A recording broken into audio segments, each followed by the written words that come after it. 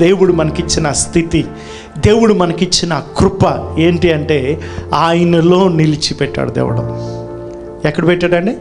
ఆయనలో నిలిచి ఉంచాడు. కాబట్టి ఈ యొక్క ఆయన రాకడ దినమందు, రాకడ అనేటప్పటికి ప్రతి ఒక్కరికి భయం వేస్తుంది.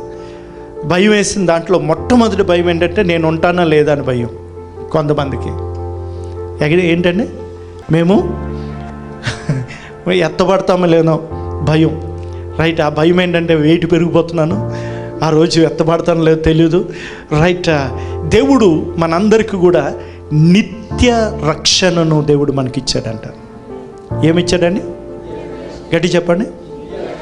నిత్య రక్షణను దేవుడు మనకు అనుగ్రహించాడంట. దేవుని స్తోత్రం. Amen, amen.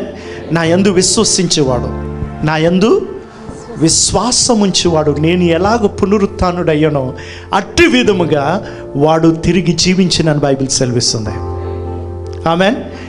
ఇవన్నీ క్రీస్తు చెప్పిన మాటలై ఉన్నాయి. దేవునికి స్తోత్రం. Amen, amen. హల్లెలూయా.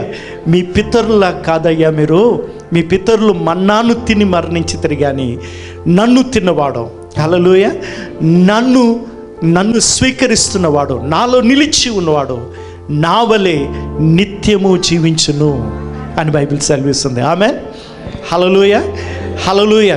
ఎంతమంది అయితే ఆయన యందు విశ్వసిస్తారో వారు నశింపక, అందరూ చెప్తాం నశింపక అని చెప్పండి. ఆమెన్, హల్లెలూయా. నాశనం అనేది నీ జీవితాన్ని అంటటానికి వీల్లేదు. ఎందుకంటే నీ భరోసా, నీ నమ్మకం క్రీస్తు అయి ఉన్నాడు కాబట్టి. హల్లెలూయా.